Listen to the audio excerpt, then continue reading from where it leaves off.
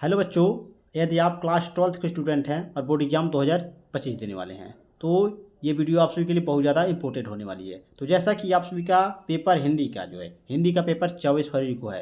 तो 24 फरवरी को आपका एक टॉपिक आएगा हिंदी व्याकरण। तो हिंदी व्याकरण में आपका जो टॉपिक आता है हर साल आता है, यानी कि फिक्स है। तो आपको जो हिंदी व्याकरण में क्या क्या तैयार करके आपको जाना है, तो ये आपको पता होना चाहिए। तो आज के इस वीडियो में आपको बताएंगे। तो यहाँ पर देख लीजिए, आगे हम दिखाते हैं आपको। देखिए यहाँ पर हिंदी व्याकरण के आपके ये 6 टॉपिक हैं।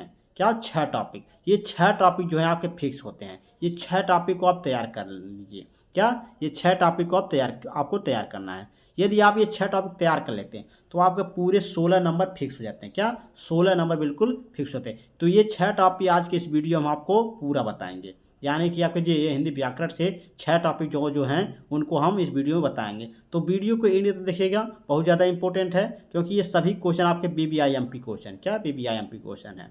तो ये 100% है कि आप ये जो है 6 टॉपिक है जो इसी में से आपके सभी क्वेश्चन आएगा, इससे बाहर नहीं आएगा, ये फिक्स है। तो ये आपका कौन कौन से टॉपिक हैं उनको बता देते हैं। तो देखिए, तो हिंदी व्याकरण में आपको ये 6 टॉपिक कौन से हैं। देखिए पहला टॉपिक हमारा है शब्द युग में। क्या शब्द युग में? तो ये हमारा पहला टॉपिक है। दूसरा टॉपिक है अनेकार्थी शब्द। क्या अनेकार्थी शब्द। तीसरा टॉपिक है हमारा वाक्यांश। और चौथा हमारा है त्रुटि मार्जन। क्या त्रुटि मार्जन। और पांचवा टॉपिक है मुहावरे और लोकोक्तियाँ। और छठा हमारा है रस छंद अलंकार। तो ये 6 टॉपिक हैं। इन 6 टॉपिक को आप ये तैयार कर लेते हैं तो आपका 16 नंबर आपका बिल्कुल तैयार होता है। देखिए जो शब्द युग में ये 2 नंबर में पूछता है, अनेकार्थी शब्द ये भी आपका 2 नंबर में पूछता है। उसके बाद आपका वाक्यांश है, वाक्यांश भी आपका 2 नंबर में पूछता है। त्रुटि मार्जन ये भी आपके बोर्ड एग्जाम में 2 नंबर में पूछता है। पांचवा नंबर है मुहावरे एवं लोकोक्तियाँ, ये भी आपका जो है 2 नंबर में पूछता है। फिर उसके बाद रस छंद अलंकार, ये भी आपके बोर्ड एग्जाम में 2-2 नंबर का पूछता है। रस जो है 2 नंबर में पूछेगा, छंद जो है 2 नंबर में, और अलंकार ये भी आपका जो है 2 नंबर में। यानी कि ये जो आपका रस छंद अलंकार है छठा टॉपिक, ये 6 नंबर में पूछता है, और बाकी सब ये 2-2 नंबर में। तो ये आपको देखिए टोटल आपका देखिए 2, 2, 4, 2, 6, 2, 8, 2, 10 और 10 और 6 16 नंबर आपको हिंदी व्याकरण से ये पूरे पूरे मिलते हैं। तो आपको देखिए इन 6 टॉपिकों को हम इस वीडियो में पूरा बताएंगे। तो वीडियो को इंडिया तक देखिएगा, बहुत ज़्यादा इंपॉर्टेंट है। तो यदि आपको जो है कुछ नहीं पढ़े हैं, मान लीजिए कुछ नहीं पढ़े हैं आप, यदि कुछ नहीं पढ़े हैं तो आपको इस वीडियो को देख लेते हैं तो आपका 16 नंबर आपका कहीं नहीं जाएगा, ये 100% फिक्स है। तो 16 नंबर के लिए आपको जो है क्या करना होगा, इन सब को यानी 6 टॉपिक जो हैं इन सबको तैयार करना होगा। तो आपके पास ज़्यादा समय नहीं बचा है, तो इन 6 टॉपिकों को पहले तैयार कर लीजिए। तो चलिए स्टार्ट करते हैं। स्टार्ट करने से पहले आप सभी छोटी सी रिक्वेस्ट है, चैनल पर नए हो चैनल को सब्सक्राइब कर लीजिएगा।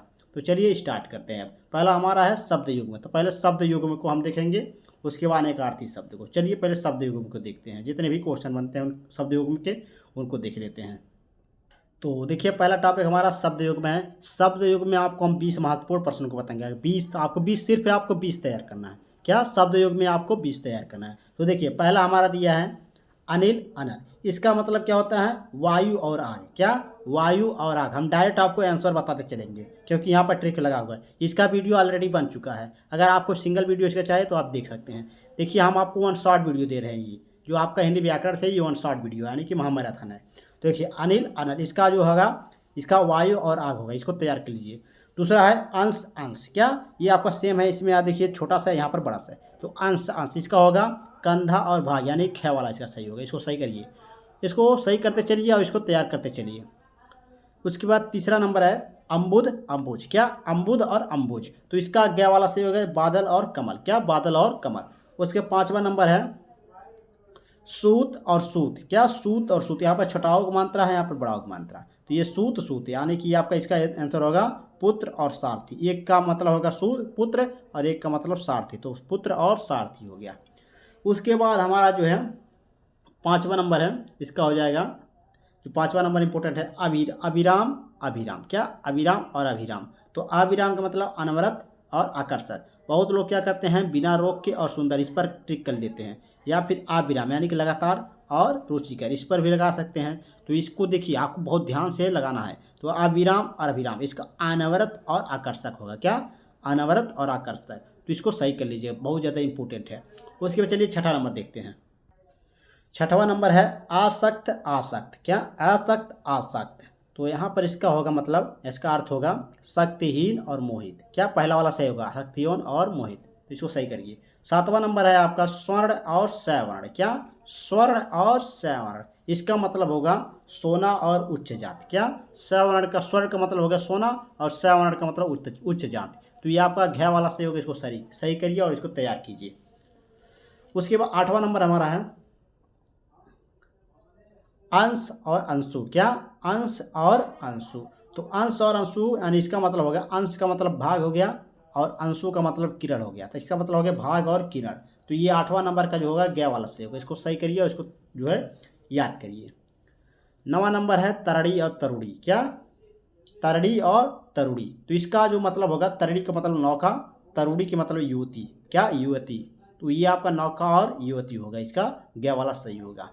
उसके बाद हमारा 10वां नंबर है, 10वां नंबर है परड़य परिणय। क्या परड़य परिणय। तो इसका मतलब है, परड़य का मतलब प्रेम हो गया, परिणय का मतलब विवाह हो गया। क्या प्रेम और विवाह इसका होगा अर्थ। तो ये ग वाला इसका सही होगा, इसको सही करिए। उसके बाद 11वां नंबर है हमारा जलद और जलधि। क्या जलद और जलधि मोस्ट इंपॉर्टेंट है। इसका जो आंसर होगा वो होगा बादल और समुद्र। यानी जलद का मतलब बादल और जलधि का मतलब समुद्र। तो यानी बादल और जल, इसका बादल और समुद्र इसका सही आंसर होगा। तो ये 11वां नंबर इसका सही करिए। उसके बाद चलिए हम देखते हैं 12वां नंबर। 12वां नंबर है प्रसाद और परासाद। क्या प्रसाद और परासाद मोस्ट इंपॉर्टेंट है। तो प्रसाद का मतलब कृपा हो गया और परासाद का मतलब महल हो गया। क्या प्रसाद का मतलब हो गया एक आपका कृपा और परासाद का मतलब हो गया महल। यानी कि क्या वाला इसका सही होगा, कृपा और महल इसका सही होगा। 12वां नंबर क्वेश्चन जो है आपका।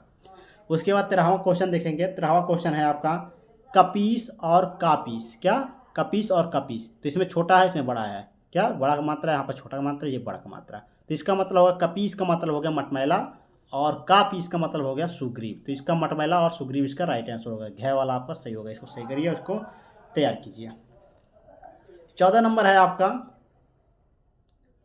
श्रवण और श्रमण। क्या श्रवण और श्रमण। तो श्रवण का मतलब हो गया कान और श्रमण का मतलब हो गया भिक्षु। तो कान और भिक्षु इसका सही आंसर होगा, यानी कि ग वाला इसका सही होगा, श्रवण और श्रमण का। उसके बाद 15वां नंबर हमारा है हर और हरि। क्या हर और हरि। तो हर का मतलब शंकर हो गया, हरि का मतलब विष्णु। आप सभी जानते हैं हर हरि का। तो शंकर और विष्णु इसका राइट आंसर होगा। 15वां का जो क्वेश्चन नंबर जो है हर हरि, ये आपका जो है शंकर और विष्णु इसका राइट आंसर होगा, इसको सही करिए। उसके बाद आपका 16वां नंबर है, 16वां नंबर है भवन और भुवन। क्या भवन और भुवन। भवन का मतलब समझे, भवन का मतलब होता है घर और भुवन का मतलब संसार। क्या घर, भवन का मतलब जो है घर, भुवन का मतलब संसार। यानी कि भवन और भुवन इसका मतलब होगा घर और संसार, यानी ग वाला इसका सही होगा। उसके बाद हम देखेंगे 17 नंबर क्वेश्चन। 17 नंबर क्वेश्चन है तरड़ी और तरड़ी। इसमें छोटी की मात्रा है, इसमें बड़ी की मात्रा। तो तरड़ी तड़ी, यानी कि तरड़ी का मतलब सूर्य हो गया, तरड़ी का मतलब नाव हो गया। सूर्य और नाव इसका राइट आंसर होगा। उसके बाद चलिए हम देखते हैं 18वां क्वेश्चन। 18वां क्वेश्चन है निर्वाण और निर्माण। क्या निर्वाण और निर्माण। तो निर्वाण और निर्माण का अर्थ होगा, निर्माण का मतलब मोक्ष हो गया, निर्माण का मतलब रचना। क्या निर्माण कर रहे हैं, यानी कोई रचना कर रहे हैं। तो मोक्ष और रचना इसका राइट आंसर होगा, यानी ग वाला इसका सही होगा।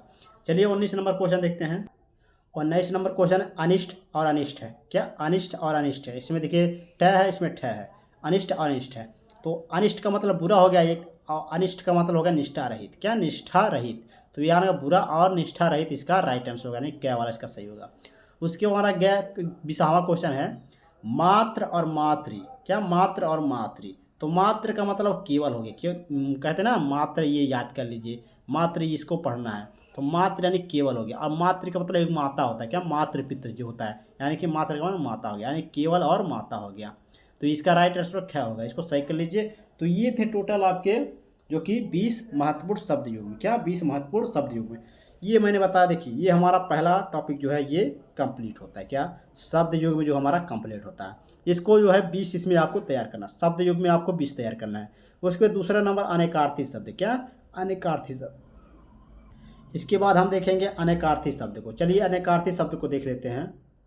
तो अनेकार्थी शब्द में आपको हम 30 महत्वपूर्ण प्रश्नों को बताएंगे। क्या 30 महत्वपूर्ण प्रश्न को। क्या अनेकार्थी शब्द में जितने भी क्वेश्चन है आपके BBIMP हैं, देख सकते हैं यहाँ पर साइड में हमने लिखा है BBIMP कौन है, कौन इंपोर्टेंट है, किस सन में आपका ये पूछा गया है कि, तो इन सबको मैंने यहाँ पर लिखा है। तो चलिए स्टार्ट करते हैं इसमें। तो देखिए इससे पहला है स्नेह। स्नेह का जो आपका अनेकार्थी शब्द होगा प्रेम, प्यार, दयालुता, ये होगा, इसको नोट करिए। और दूसरा है पानी। पानी का होगा जल, नीर, अम्बु। फिर उसके बाद शिव है। शिव का पारा होगा, मोक्ष होगा, महादेव, शंकर, ये होगा। उसके बाद हमारा चौथा नंबर है सोम। क्या? सोम। सोम को हम सोमवार, चंद्र, कुबेर, ये लिख सकते हैं। फिर पांचवा है कनक। क्या? कनक। कनक का हो जाएगा धतूरा, सोना, पलाश। क्या? धतूरा, सोना, पलाश। और छठा नंबर है कर। कर का एक होता है टैक्स और एक का आपका किरण हो गया, ये दो नोट कर लीजिए। उसके बाद सातवां नंबर है काल, यानी कि काल का होगा मृत्यु, समय, यमराज, ये सब होगा। उसके बाद आठवां नंबर है अक्षत। क्या? अक्षत। आप जल चढ़ाने जाएंगे जो है 26 तारीख को जो है शिवरात्रि को, तो वहाँ पर आपको अक्षत देना होता है, जिससे आपको चावल का दाना कहते हैं ना, और चावल का दाना उसे हम अखंड संपूर्ण, ये सब आप लिख सकते हैं। अक्षत का जो है चावल का दाना हो गया, अखंड हो गया, संपूर्ण हो गया। उसके बाद 9वां नंबर है अज। क्या? अज। रघु के पुत्र। क्या? रघु के पुत्र, ईश्वर, अग्नि, ये सब आपके अज के होंगे, वो अनेकार्थी शब्द। उसके बाद 10वां नंबर है अनंत। क्या? अनंत। तो अनंत का होगा अंतररहित। क्या? अंतरहित। क्या? अंतरहित, आकाश, विष्णु, ये सब अनंत को होंगे। उसके बाद आपका 11वां नंबर है अंबर। क्या? अंबर। तो अंबर का हो जाएगा आकाश, वस्त्र, एक, इत्र, ये आपका अंबर का हो जाएगा। 12वां नंबर है आपका अर्थ। क्या?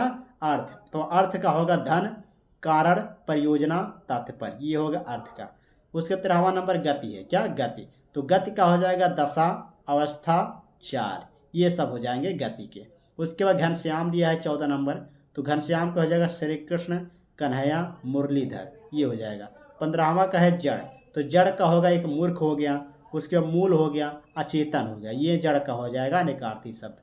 उसके बाद चलिए हम देखते हैं 16 नंबर को। 16वां नंबर आपका है तात। क्या? तात, जिसका मतलब होता है पिता। क्या? इसका अनेकार्थी शब्द होगा पिता, जनक, उत्पन्न करने वाला, ये होगा इसका अनेकार्थी शब्द, किसका? तात का। उसका 17वां नंबर है तीर। तो तीर का अनेकार्थी शब्द होगा सीमा, बाण, किनारा, ये आपका तीर का जो कि होगा अनेकार्थी शब्द। 18वां नंबर है नाग। क्या? नाग। तो नाग का जो अनेकार्थी शब्द होगा सांप, पर्वत, हाथी, एक देश, ये सब आपके जो हैं अनेकार्थी शब्द हैं। उसके बाद आपका पंचानन है 19 नंबर, पंचानन। तो पंचानन का एक पंचमुखी हो जाएगा रुद्राक्ष, पंचमुखी रुद्राक्ष, सिंह हो जाएगा 5 मुख वाला, तो ये पंचानन हो जाएगा। 20 नंबर है आपका पत्र। क्या? पत्र, जिसे हम चिट्ठी कहते हैं, पत्ता कहते हैं, परिणीता कहते हैं, तो ये आपका अनेकार्थी शब्द हो गया। उसके 21 नंबर है पै। क्या? पै, ये कभी काल पे दिया रहता है, यहाँ पर मात्रा होता है, एक मात्रा पे हो जाता है, कभी काल ये पे देता है, कभी काल पे देता है, तो इसका हो जाएगा अन्न, शक्ति, जल, दूध, ये हो जाएगा। 22 नंबर है मधु। क्या? मधु। तो मधु का आप जानते हैं शहद होता है, एक मीठा हो जाएगा, एक शहद आपका है चतुर्मास, ये 3 हैं आपके मधु के जो है अनेकार्थी शब्द। 23 नंबर है आपका मित्र। क्या? मित्र। तो मित्र का हो जाएगा दोस्त, सूर्य, दोस्त, सखा, ये सब आपके मित्र हो जाएंगे। उसके वन का आपका जंगल हो जाएगा, बाघ हो जाएगा, जल हो जाएगा, ये वन का हो जाएगा। 25 नंबर है आपका विधि। क्या? विधि। तो विधि का एक भाग्य हो गया, एक तरीका हो गया, एक कानून हो गया, ये विधि के जो है अनेकार्थी शब्द है। उसके अगला है जोड़। क्या? जोड़। जोड़ का आपका एक संधि हो गया, ये कि योग्य हो गया, ये सभी आपके जो हैं जोड़ के अनेकार्थी शब्द हैं। उसके बाद हमारा है वर। क्या? वर। वर का आपका एक हो गया, हो जाएगा जो आपका 27वां नंबर है, वो एक वर का हो जाएगा श्रेष्ठ, उत्तम, सर्वोपरि, ये आपका अनेकार्थी शब्द हो जाएगा इसका। 28 नंबर है क्षेत्र। क्या? क्षेत्र। क्षेत्र का एक हो जाएगा खेल, एक मैदान हो जाएगा। 29 नंबर है कमल। क्या? कमल, ये पंकज, सारस, ब्रह्मा, ये पंकज के अनेकार्थी शब्द है।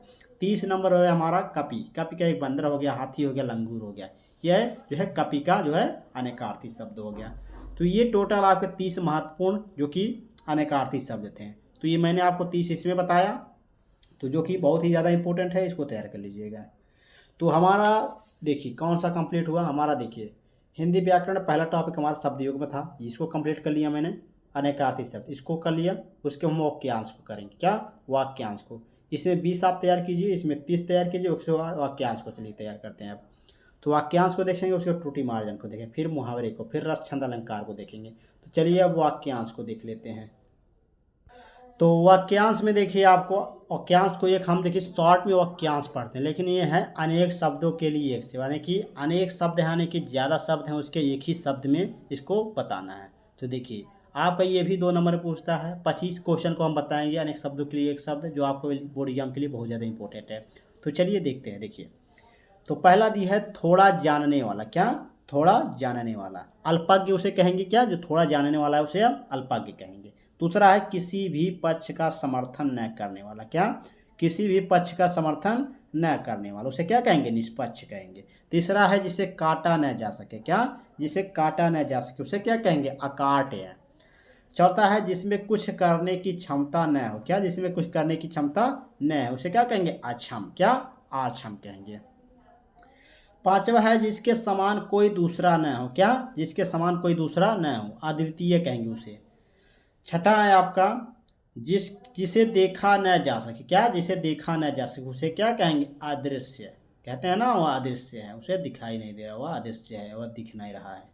सातवां नंबर है जिसका कहीं भी अंत न हो। क्या? जिसका कहीं भी अंत ना हो उसे क्या कहेंगे? अनंत कहेंगे। आठवां नंबर है जो जाना न जा सके। क्या? जो जाना न जा सके उसे क्या कहेंगे? अज्ञेय कहेंगे। नवां नंबर है पृथ्वी और आकाश के बीच का स्थान क्या कहलाता है? अंतरिक्ष कहलाता है। क्या? पृथ्वी और आकाश के बीच का जो स्थान होता है उसे क्या कहते हैं? अंतरिक्ष कहते हैं। 10वां नंबर है जिसे कोई जीत ना सके। क्या? जिसे कोई जीत ना सके उसे क्या कहेंगे? अजय कहेंगे। क्या कहेंगे? अजय। 11वां नंबर है जिसकी उपमा न कहे हो। क्या? जिसकी उपमा न उसे क्या कहेंगे? अनुपम कहेंगे। क्या? अनुपम कहेंगे। 12वां नंबर है आपका जो कभी जन्म नहीं लेता। क्या? जो कभी भी जन्म नहीं लेता उसे क्या कहते हैं? अजन्मा कहते हैं।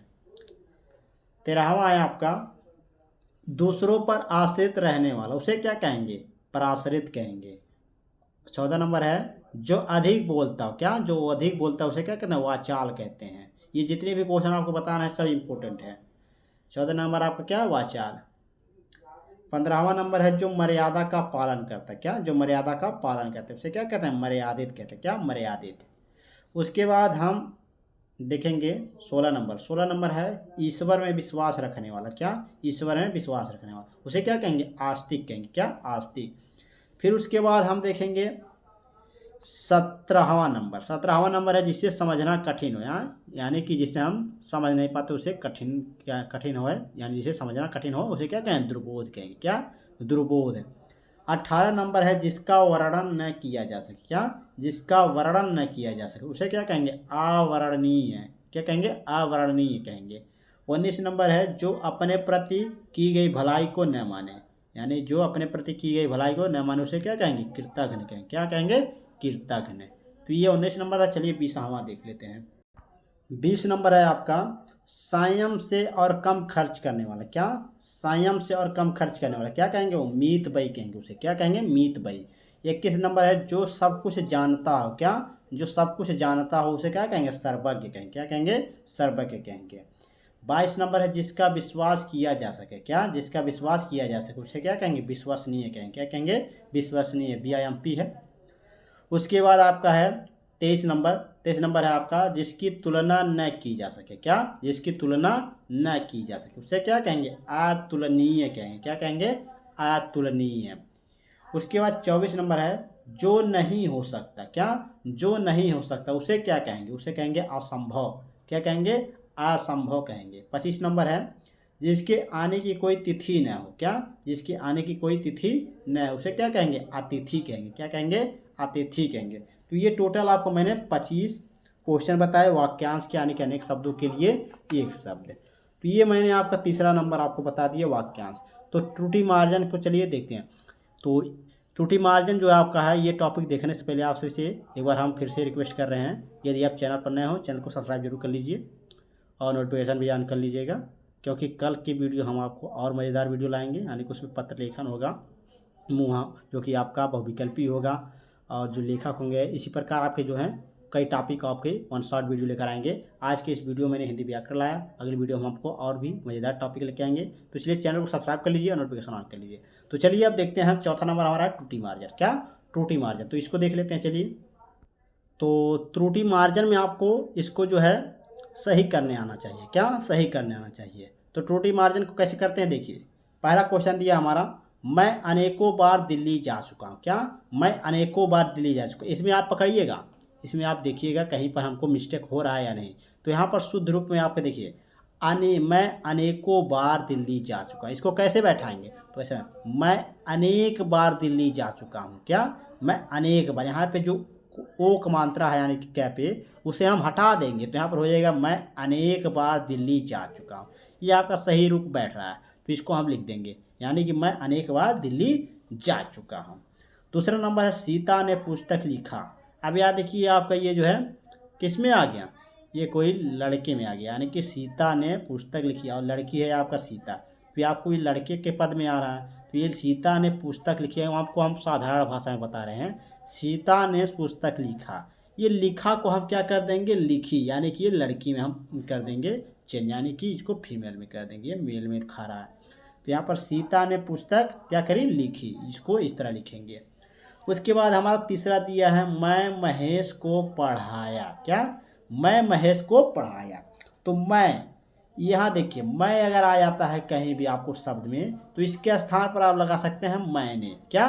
मैंने, यानी कि मैंने महेश को पढ़ाया। क्या? मैंने महेश को पढ़ाया। इस तरह आप कर सकते। कभी काल इस तरह भी क्वेश्चन पूछ लेता है। क्वेश्चन नंबर 4 देखिएगा, पूछ लेता है महादेवी वर्मा कवियत्री थी, जो आपका ये सही रूप भी बोल दे देता है। आपके जो है बोर्ड एग्जाम में कभी काल ये ऊपर वाला जो है शुद्ध रूप भी दे देता है और उसे कहता है इसका शुद्ध रूप है टूटी मार्जन ज्ञात कीजिए। तो आपको देखना है, यहाँ पर देखिए महादेवी वर्मा एक कवियत्री थी, तो यहाँ पर आपका ये सही है ऊपर, तो वही हम लिख देंगे नीचे भी, महादेवी वर्मा कवियत्री थी। ये ऐसा भी आपके बोर्ड एग्जाम में आ जाता है कभी काल। उसके 5वां नंबर देखिए दिया है आपका मेरे को फल ले आओ। क्या? मेरे को फल ले आओ।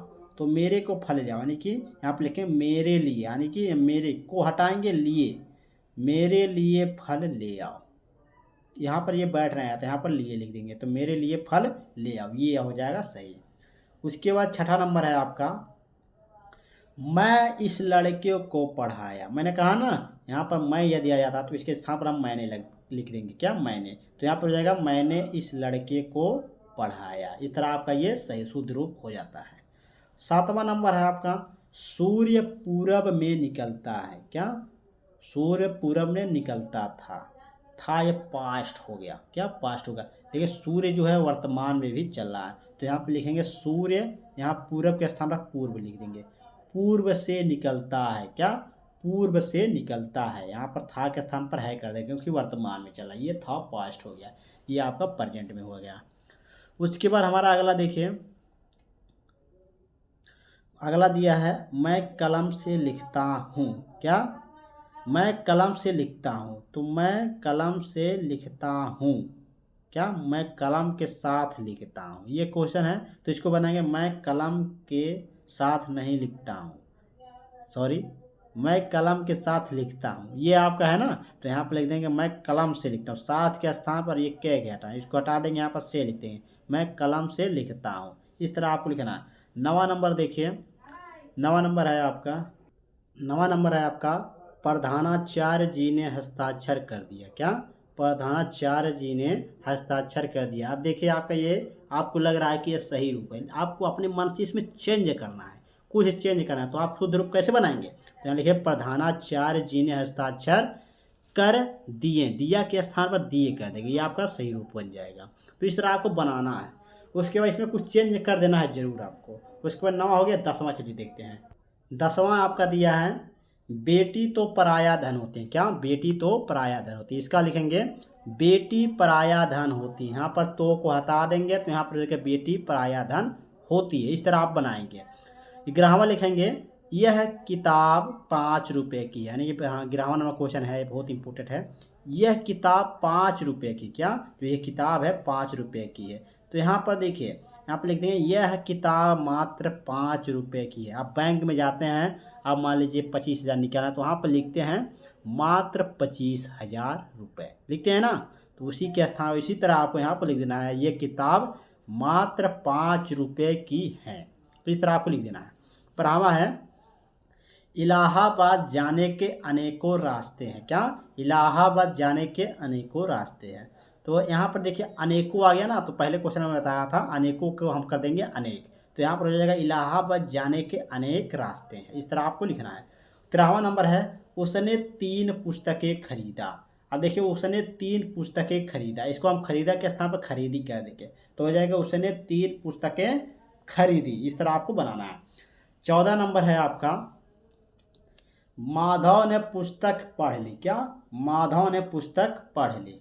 तो यहाँ पर देखिए आपका कुछ इसमें आपको मिस्टेक लग रहा है, तो इसमें आप देखिए कोई मिस्टेक नहीं लगा। इस तरह भी आपके बोर्ड एग्जाम में क्वेश्चन पूछता है, मैं कह रहा हूँ इस तरह भी क्वेश्चन पूछता है। तो यहाँ पर वही हम लिख देंगे, माधव ने पुस्तक पढ़ ली, तो इसको उतार देंगे उसी प्रकार। लास्ट इसमें देखेंगे एक और है जो इम्पोर्टेंट है, वो है 2 2 4 होते हैं। क्या? 2 2 4 होते हैं। तो यहाँ पर देखिए डैश है ना, तो इसको हम कर देंगे 2, इसके स्थान पर और कर देंगे 2 और 2 क्या हो जाएंगे? 4 होते हैं। ये 2 और 2 4 हो जाते हैं, ये आपका बन जाएगा।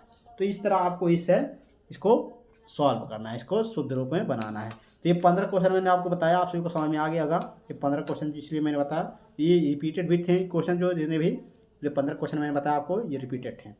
तो हमारा देखिए शब्द योग में कंप्लीट हुआ, अनेकार्थी शब्द ये भी कंप्लीट हुआ, और वाक्यांश ये भी कंप्लीट हुआ, टूटी मार्जन ये कंप्लीट हो गया। यानी 4 टॉपिक हमारे ये जो है कंप्लीट हो चुका, जो कि 2 2 4 2 6 2 8, यानी कि इतने आप पढ़ लिए तो 8 नंबर आपका कंप्लीट हो जाता है। उसके बाद हमारा 5वां टॉपिक है मुहावरे और लोकोक्तियाँ। क्या? मुहावरे और लोकोक्तियाँ। चलिए आप देखते हैं हम मुहावरे और लोकोक्तियाँ को। तो मुहावरे लोकोक्तियाँ देखेंगे, उसके बाद छंद अलंकार को देख लेंगे। तो चलिए मुहावरे और लोकोक्तियाँ को देख लेते हैं। तो लोकोक्तियाँ और मुहावरे में देखेंगे हम। तो देखिए ये जो आपको लोकोक्तियाँ और मुहावरे हैं, ये भी आपके बोर्ड एग्जाम में लगातार जो पूछे गए क्वेश्चन है उसी को हम बताएंगे। तो पहले हम लोकोक्तियों को देखेंगे। लोकोक्तियाँ थोड़ा टफ होता है, इसमें हम थोड़ा बताएंगे, उसके बाद हम मुहावरों को बताएंगे।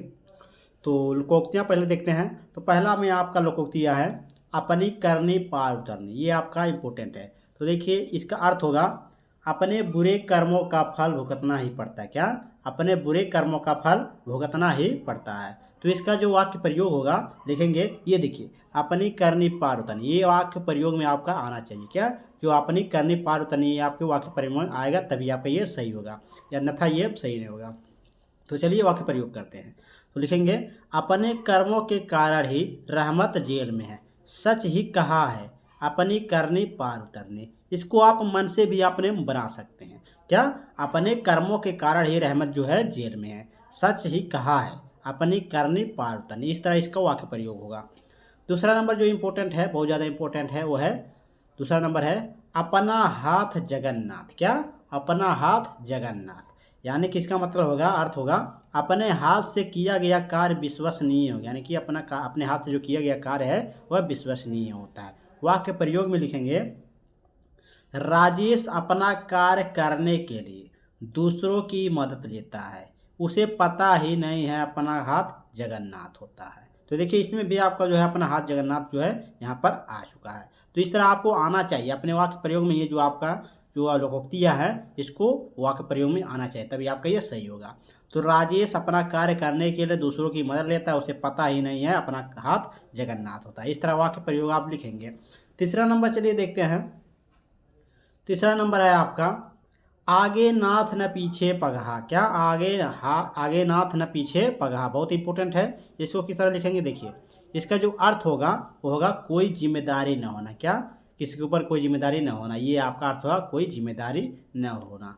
तो वाक्य प्रयोग में लिखेंगे बुढ़ापे में दादाजी की स्थिति आगे नाथ न पीछे पगहा वाली है। क्या? यानी कि जब बुढ़ापे में दादाजी हैं उनकी स्थिति ऐसी हो चुकी है कि नाथ न पीछे पगहा, यानी कि उन पर जो है कोई जिम्मेदारी नहीं है, ये आपका नाथ न पीछे पगहा हो जाएगा। तो ये तीसरा नंबर आपका वाक्य प्रयोग है, बहुत इंपॉर्टेंट लोग क्या है। चौथा नंबर देखेंगे जो इम्पोर्टेंट है। चौथा नंबर आपका जो लोकोक्तियाँ हैं वो है आम के आम गुठलियों के दाम। क्या? आम के आम गुठलियों के दाम, ये इम्पोर्टेंट है। इसका जो अर्थ होगा दोहरा लाभ उठाना, इसका अर्थ होगा दोहरा लाभ उठाना कि आम के आम गुठलियों के दाम।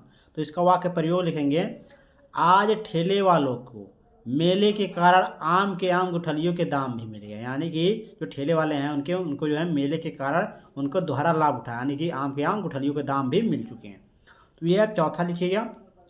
पांचवा लिखेंगे, पांचवा जो लोकोक्तियाँ हैं आपका वो हैं उल्टा चोर कोतवाल को डांटे। क्या? उल्टा चोर कोतवाल को डांटे। तो इसका अर्थ होगा अपना दोष स्वीकार न कर उल्टा पूछने वाले पर ही आरोप लगा देना। क्या? अपना दोष स्वीकार न करना और जो है उल्टा पूछने वाले पर ही आरोप लगा देना। तो इसका अर्थ हो जाएगा, वाक्य प्रयोग में लिखेंगे गलती सुरेश ने की थी मगर वह दोष अपने पड़ोसी पर लगा रहा है, उल्टा चोर कोतवाल को डांटे। तो देखिए जो सुरेश है वह जो है अपना जो गलती उसने की सुरेश ने, लेकिन वह जो है वो उसका दोष जो है जो गलती की उसका दोष जो है पड़ोसी वाले पर लगा रहा है, यानी कि यह कह रहा है उल्टा चोर कोतवाल को डांटे, यानी कि अपना दोष दूसरे पर आरोपित करना। ये हो गया वाक्य प्रयोग, बहुत ही इंपॉर्टेंट आपका है। चलिए छठा देखते हैं। छठवां है आपका 1 और 1 11 होना। क्या 1 और 1 11 होना, यानी कि इसका अर्थ होगा एकता में शक्ति होती है। क्या एकता में शक्ति होती है, यानी कि 1 और 1 11 होना एकता में शक्ति होती है। वाक्य प्रयोग में लिखेंगे स्कूल में शिक्षक बच्चों को समझा रहे थे कि 1 और 1 11 होते हैं। क्या जो स्कूल में शिक्षक होते हैं बच्चों को समझा रहे थे 1 और 1 11 होते हैं, यानी एकता में शक्ति होती है। ये आपका जो है वाक्य प्रयोग होगा। 7वां नंबर देखेंगे। 7वां नंबर है न रहेगा बांस न बजेगी बांसुरी। क्या न रहेगा बांस न बजेगी बांसुरी, तो इसका अर्थ होगा झगड़े की जड़ काट देना। क्या झगड़े की जड़ को काट देना। वाक्य प्रयोग में लिखेंगे सभी समस्याओं का जड़ दीपक है। क्या सभी समस्याओं का जड़ क्या है, दीपक है। तो उसके साथ मत रहे, अर्थात न रहेगा बांस न बजेगी बांसुरी, तो ये आपका प्रयोग हो जाएगा।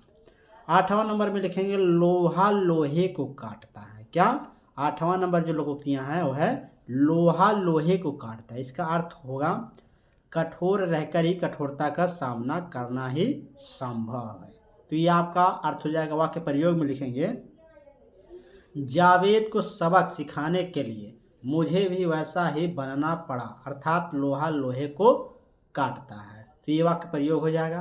तो ये 8 लोकोक्तियाँ थी बहुत ही इंपॉर्टेंट जो आपके बोर्ड एग्जाम के लिए। तो अब चलिए हम मुहावरे को देखते हैं। क्या मुहावरे का 9वां नंबर जो आपका है वह है मुहावरा। तो मुहावरा से देखेंगे, मुहावरा पहला क्वेश्चन है आपका अंगूठा दिखाना। क्या 9वां नंबर जो आपका मुहावरा है वो है अंगूठा दिखाना। तो अंगूठा दिखाने का अर्थ होगा इनकार करना। क्या इनकार करना, तो ये आपका अर्थ हो जाएगा। वाक्य प्रयोग किस लेंगे, देखिए वाक्य प्रयोग लेंगे रामू ने जब दुकानदार से सामान उधार मांगा तब उसने अंगूठा दिखा दिया। तो ये आपका जो मुहावरा है और लोकोक्तियाँ ये आपका जो है ये आपका वाक्य प्रयोग में आना चाहिए। क्या वाक्य प्रयोग में आना चाहिए, तो ये आपको मालूम होना चाहिए कि जो आपका लोकोक्तियाँ मुहावरा है ये बीच में आना चाहिए, कहीं पर भी आए लेकिन आना चाहिए, तभी आपका ये सही होगा। 10वां नंबर है अपना उल्लू सीधा करना। क्या अपना उल्लू सीधा करना, तो इसका अर्थ होगा अपना काम निकालना। क्या अपना काम निकालना, तो ये आपका अर्थ हो जाएगा। वाक्य प्रयोग में देखिए, वाक्य प्रयोग में लिखेंगे अक्सर कुछ लोग अपना उल्लू सीधा करने के लिए दूसरों को हानि पहुंचा देते हैं। क्या अक्सर कुछ लोग अपना उल्लू सीधा करने के लिए क्या करते हैं, दूसरों को हानि पहुंचा देते हैं, तो ये आपको वाक्य प्रयोग हो जाएगा। 11वां नंबर में लिखेंगे, 11वां नंबर जो हमका है आँख का तारा। क्या आँख का तारा, कहते हैं ना ये हमारे आँख का तारा है, यानी कि अत्यधिक प्यारा है, यानी कि इसका अर्थ होगा अत्यधिक प्यारा। वाक्य प्रयोग में लिखेंगे गणेश अपने माता पिता की आँख का तारा है। जो गणेश हैं वो अपने माता पिता की आँख का क्या है, तारा है, यानी कि अत्यधिक प्यारा है। 12वां नंबर है ईद का चांद होना। क्या ईद का चांद होना, इसका अर्थ होगा कभी कभी दर्शन देना। क्या कभी कभी दर्शन देना, यानी कहते हैं ना ईद का चांद हो गया। वाक्य प्रयोग में लिखेंगे नौकरी लगने के बाद तो मेरा मित्र ईद का चांद हो गया, यानी कि कभी कभी दर्शन देता है नौकरी लगने के बाद, तो ये आपका वाक्य प्रयोग हो जाएगा। इस तरह आपको 12वां क्वेश्चन जो है इस तरह लिखना है। उसके बाद हम देखेंगे क्वेश्चन नंबर 13 को। चलिए क्वेश्चन नंबर 13 को देखते हैं। 13वां क्वेश्चन है आपका एक अनार 100 बीमार। क्या एक अनार और 100 बीमार, तो इसका अर्थ होगा एक वस्तु के लिए अनेक लोगों द्वारा प्रयत्न करना। क्या एक वस्तु के पीछे अनेक लोग, ये आपका अर्थ भी हो सकता है। तो वाक्य प्रयोग में लिखेंगे एक लिपिक के पद के लिए 1000 आवेदन, इसे कहते हैं एक अनार 100 बीमार, यानी कि एक पद है लिपिक का उस पर 100 आवेदन किए गए हैं। जो यही कह रहा है कि एक लिपिक पद के लिए जो 1000 आवेदन जो है किए जा रहे हैं, तो एक अनार 100 बीमार, इसे कहते हैं एक अनार 100 बीमार। इस तरह आपको वाक्य प्रयोग लिखना है। 14 नंबर लिखेंगे गागर में सागर भरना। क्या गागर में सागर भरना, बहुत इंपॉर्टेंट है। इसका अर्थ लिखेंगे थोड़े शब्दों में अधिक बात कहना। क्या थोड़े शब्दों में अधिक बात कहना। वाक्य प्रयोग लिखेंगे, जब भी बोलो तो ऐसे जैसे गागर में सागर भर रहे हो। तो इस तरह आपको वाक्य प्रयोग लिखना है इसका। 15 नंबर लिखेंगे, घी के दिए जलाना। क्या? घी के दिए जलाना। तो इसका अर्थ होगा खुशी मनाना। कहते हैं ना घी के दिए जला रहे हैं, तो ये आपका खुशियाँ मनाना। वाक्य प्रयोग लिखेंगे, निहारिका की परीक्षा में पास होने पर उसकी माँ ने घी के दिए जलाए। जब आप जो है बोर्ड एग्जाम में पास हो जाएंगे तो आप भी अपनी माँ से कहिएगा कि घी के दिए जलाएं। जरूर कहिएगा। निहारिका जो है परीक्षा में पास हो चुकी है और अपने उसकी माँ जो है घी के दिए जला रही है। 16 नंबर है आपका, घाव पर नमक छिड़कना। क्या? घाव पर नमक छिड़कना। दुखी व्यक्ति हो और दुख पहुंचाना। क्या? कोई दुखी व्यक्ति उसे और दुख पहुंचाना, ये इसका अर्थ होगा। वाक्य प्रयोग में लिखेंगे, मोहन ट्रेन न पकड़ सका। क्या? जो है मोहन वह ट्रेन न पकड़ सका और उसके मित्र जो है मजाक उड़ाकर उसके घाव पर क्या कर दिया? नमक छिड़क रहा है। तो ये आपका वाक्य प्रयोग हो जाएगा। 17 नंबर लिखेंगे, दांत खट्टे करना। क्या? दांत खट्टे करना। इसका अर्थ हो जाएगा हरा देना। क्या? हरा देना। वाक्य प्रयोग में लिखेंगे, सैनिकों ने युद्ध में विरोधियों के दांत खट्टे कर दिए। यानी कि सैनिक थे युद्ध में विरोधियों को जो है हरा दिए, यानी कि दांत खट्टे कर दिए उसके। 17 हो गया। 18 देखते हैं। 18 में है, दाल में काला होना। क्या? दाल में काला होना यानी दोष छिपे होने का संदेह, यानी कि इसके दोष होने का संदेह होना। तो वाक्य प्रयोग में लिखेंगे, मालिक के सामने नौकर का उदास चेहरा, देखते ही मुझे लगा कि दाल में कुछ काला है। तो यह आपका 18 नंबर हो जाएगा वाक्य प्रयोग। 19 नंबर देखेंगे। 19 नंबर है आपका, दूध का दूध पानी का पानी। क्या? दूध का दूध पानी का पानी। कहते हैं ना कि अभी हो जाएगा दूध का दूध और पानी का पानी, यानी कि सही और उचित न्याय करना। क्या? सही और उचित न्याय करना, ये इसका हो जाएगा अर्थ। वाक्य प्रयोग में लिखेंगे, जज साहब ने फैसला सुनाते समय दूध का दूध और पानी का पानी कर दिया। तो ये आपका वाक्य प्रयोग हो जाएगा। 20 नंबर देखेंगे, लास्ट हमारा जो है मुहावरा। तो 20वां आपका जो है वह है मोह फुलाना। क्या? मोह फुलाना यानी कि रूठ जाना, यानी कि आपका रूठ जाना। तो वाक्य प्रयोग लिखेंगे, रोहन के पापा ने घुमाने से इनकार कर दिया। क्या? जो रोहन के पापा हैं घुमाने से इनकार कर दिया, तब से वह मुँह फुलाकर अपने कमरे में बैठा है। तो इस तरह आपको वाक्य प्रयोग में लिखना है। तो ये मैंने आपको जो है 20 महत्वपूर्ण लोकोक्तियाँ और मुहावरे बता दिया। अब हमारा ये 5 टॉपिक कंप्लीट हुआ। क्या? 5 टॉपिक जो हमारा है कंप्लीट हुआ। अब हमारा लास्ट टॉपिक जो हमारा है इस वीडियो का 6ठा नंबर, रस छंद अलंकार। तो चलिए पहले हम रस को देख लेते हैं, फिर छंद को देखेंगे, फिर अलंकार को देखेंगे। चलिए देखते हैं। तो पहले हम रस को बताएंगे, फिर छंद को, फिर अलंकार को। तो पहले रस में आप तैयार कर लीजिए। 3 रस बताएंगे आपको, हास्य रस, करुण रस और जो कि श्रृंगार रस। ये 3 रस बताएंगे, इसी में से आपका एक जरूर पूछ लेगा। तो रस में आपका पहला हास्य रस है। तो हास्य रस का देखिए कैसे लिखेंगे, हास्य रस का स्थायी भाव हास्य है। क्या? जो हास्य रस का स्थायी भाव है हास्य है। जब हास्य नामक स्थायी भाव विभव अनुभव और संचारी भावों से संयोग करता है तो वहाँ पर क्या? हास्य रस की उत्पत्ति होती है। क्या? जब हास्य नामक स्थायी भाव का जो है हास्य है, जब हास्य नामक स्थायी भाव विभव अनुभव संचारी भाव जो है आपस में संयोग करते हैं तो वहाँ पर हास्य रस की उत्पत्ति होती है। उदाहरण के तौर पर लिख लीजिए। उदाहरण इसका बहुत ही आसान है, नाना वाहन नाना वेशम, पिहते शिव समाज नीच देखा। तो ये आपका हास्य रस का जो कि परिभाषा हो जाएगा और उदाहरण बहुत ही आसान है, इसको याद कर लीजिएगा। दूसरा है करुण रस। क्या? करुण रस। तो करुण रस में देखिए आपका जो है करुण रस का स्थायी भाव क्या है? शोक है। क्या?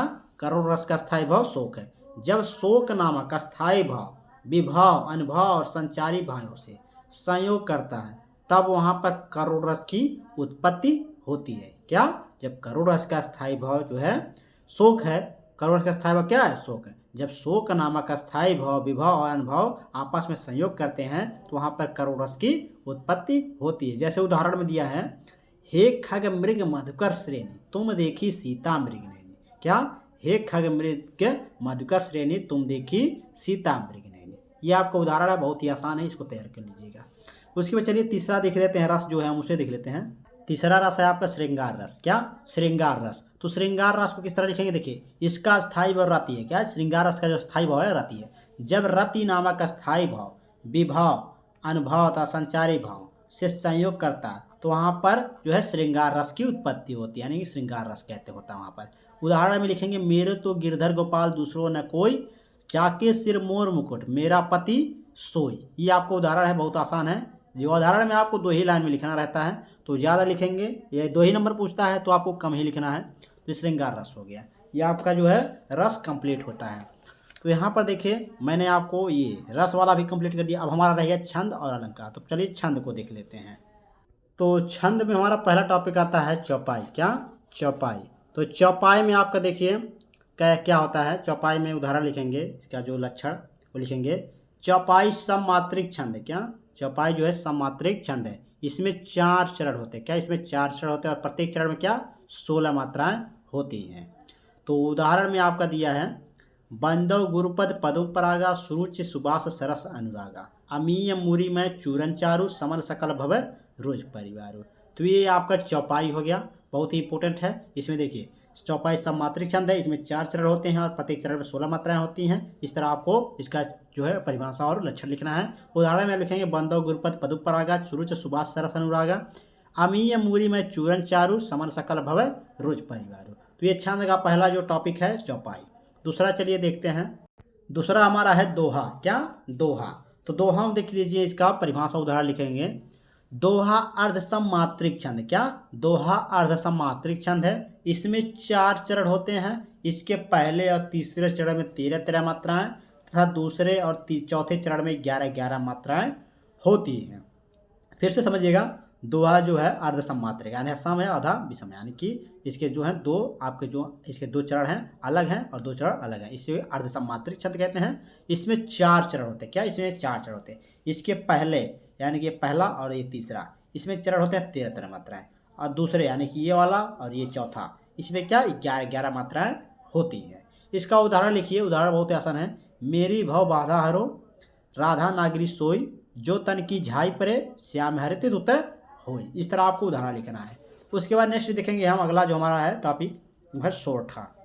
क्या? सोरठा। तो सोरठा इसका उल्टा होता है दोहे का। तो लिखेंगे दोहा अर्धसमात्रिक छंद है। इसमें 4 चरण होते हैं। ये दोहे का क्या होता है? उल्टा होता है। मैंने बताया ना, ये दोहे का उल्टा होता है। इसके पहले और तीसरे चरण में क्या 11 मात्राएं होती हैं और दूसरे और चौथे चरण में 13 मात्राएं होती हैं। किसके? ये जो आपका सोरठा है, इसमें जो पहला और तीसरा चरण है इसमें 11 मात्राएं होती हैं और दूसरे और चौथे चरण में 13 मात्राएं होती हैं। ये दोहे का उल्टा होता है। तो उदाहरण में आपको देखिए राम स्वरूप तुम्हार बयान अगोचर बुद्धि पर अभिगत अखत अपार नेति नेति निगत कह। ये आपका हो गया उदाहरण। यदि आपको देख लीजिए, मान लीजिए आपको दोहा का जो है उदाहरण याद है और सोरठा का नहीं याद है, तो आपको चेंज भी कर सकते हैं। यानी कि जो पहला और तीसरा है इसको दूसरे पे कर दीजिए, इसको चौथे पे कर दीजिए, और जो आपका दूसरा है इसको पहले पे कर दीजिए और चौथा जो है उसको तीसरे पे कर दीजिए। ये आपका जो है उदाहरण जो है बन जाएगा। तो ये आपका जो है छंद कंप्लीट होता है। तो ये हमारा जो है यहाँ पर रस और छंद कंप्लीट हुआ। ये हमारा रस छंद कंप्लीट हुआ। अब हमारा रह गया अलंकार। क्या? अलंकार। तो अलंकार को भी देख लेते हैं अब। चलिए, तो अलंकार में हम चलिए देखते हैं। अलंकार में पहला हमारा है यमक अलंकार, बहुत इंपॉर्टेंट है। तो अलंकार में पहला है यमक अलंकार। देखिए इसका अर्थ होता है, यमक का अर्थ होता है युग्म। क्या? यमक का अर्थ होता है युग्म अथवा जोड़ा। क्या? युग्म अथवा जोड़ा। यह है अलंकार जिसमें कोई शब्द एक से अधिक बार आए परंतु उसके अर्थ भिन्न भिन्न हो, यमक अलंकार कहलाता है। जैसे उदाहरण में दिया है काली घटा का घमंड घटा नभ मंडल तारक वृंद खल। यहाँ पर देखिए 2 शब्द आया घटा घटा। तो एक घटा का मतलब हो गया आपका जो बादल छा गए वो आपका घटा हो गया, और एक आपका घटा होता है घट गया, यानी कि घट गया यानी घटा, ये घट गया। तो ये 2 आपके शब्द अलग अलग हैं, लिख के आपके जो शब्द एक हैं इसके अर्थ जो हैं भिन्न भिन्न हैं। तो ये आपका यमक अलंकार हो गया। चलिए दूसरा देखते हैं अलंकार। 4 अलंकार आपको बताएंगे हम। दूसरा अलंकार है आपका रूपक अलंकार। क्या? रूपक अलंकार। तो रूपक अलंकार होता क्या देखिए, जब उपमेय में, क्या जब उपमेय में उपमान का अभेद रूप से आरोप किया जाए वहाँ पर रूपक अलंकार होता है। उदाहरण में दिया है चरण कमल बंदो हरिराय। क्या? चरण कमल बंदो हरिराय, ये आपका उदाहरण हो गया। जैसे अब हम लिखेंगे उपमा अलंकार। क्या? उपमा अलंकार। ये रूपक अलंकार नोट्स के लिए उसको तैयार कर लीजिएगा। उपमा अलंकार में देखिए जब किन्हीं 2 वस्तुओं के गुण आकृति स्वभाव आदि में समानता दिखाया जाए या 2 भिन्न वस्तुओं की तुलना की जाए वहाँ उपमा अलंकार होता है। जैसे उदाहरण में दिया हरिपद कोमल कमल से, क्या हरिपद कोमल कमल से, ये आपका उपमा अलंकार उदाहरण हो गया। उत्प्रेक्षालंकार में देखिए, उत्प्रेक्षालंकार में लिखेंगे जहाँ उपमेय में उपमान की संभावना की जाए, क्या जहाँ उपमेय में उपमान की संभावना की जाए वहाँ उत्प्रेक्षालंकार होता है। उदाहरण में लिख लीजिए नेत्र मानो कमल से है। तो ये आपको इस तरह आपको उत्प्रेक्षालंकार का जो है लक्षण या परिभाषा लिख लेना है, उदाहरण और लिख लेना है। तो ये टोटल मैंने आपको देखिए 6 महत्वपूर्ण टॉपिक को बताया जो आप सभी के बोर्ड एग्जाम के लिए बहुत ज़्यादा इंपॉर्टेंट है। तो ये देखिए हिंदी व्याकरण की आपके 6 टॉपिक आते हैं, तो ये 6 टॉपिक आपके फिक्स होते हैं। ये आपको 6 टॉपिक यदि आपको तैयार हो गया तो आपको मान लीजिए आपका 16 नंबर कहीं नहीं जाएगा। इस वीडियो से आपका 16 नंबर कंप्लीट हो जाएगा, 16 नंबर नहीं तो 15 नंबर आपका फिक्स है। तो आपको इसको ज़्यादा से ज़्यादा आपको शेयर करना है और इसको तैयार कर लेना है। तो अगली वीडियो में आपको नेक्स्ट टॉपिक बताएंगे, जितने भी टॉपिक बचे हैं। तो ये फिक्स टॉपिक थे इसलिए मैंने आपको बता दिया इसको बहुत जल्दी। तो आपको कैसा लगा वीडियो कमेंट बॉक्स जरूर बताइएगा। चैनल पर नया है चैनल को सब्सक्राइब कर लीजिएगा, नोटिफिकेशन ऑन कर लीजिएगा। PDF चाहिए और टेलीग्राम चैनल पर आपको मिल जाएगा, कमेंट कर दीजिएगा तो आपको जो है प्रोवाइड करा देंगे हम टेलीग्राम चैनल पर। तो यदि कमेंट नहीं करते हैं तो आपको हम प्रोवाइड नहीं कराएंगे। अगर कमेंट करते हैं कि हाँ सर मुझे PDF चाहिए, PDF कमेंट जो है PDF आप टेलीग्राम चैनल पर प्रोवाइड कराइए तो आपको हम टेलीग्राम चैनल पर इसका PDF प्रोवाइड करा देंगे। तो एक बार हम फिर से आपको रिक्वेस्ट कर रहे हैं, चैनल पर नया चैनल को सब्सक्राइब कर लीजिएगा। तो चलिए मिलते हैं आप नेक्स्ट वीडियो में।